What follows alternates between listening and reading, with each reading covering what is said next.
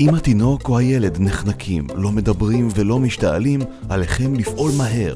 חייגו 101 למוקד מד"א ופעלו בהתאם להנחיות חובש המוקד. בתינוקות עד גיל שנה בצעו 5 טפיחות בין השחמות ו5 לחיצות במרכז בית החזה והמשיכו במחזוריות עד שהגוף הזר יצא. בילדים מעל גיל שנה ומבוגרים בצעו לחיצות ברום הבטן עד שהגוף הזר יצא.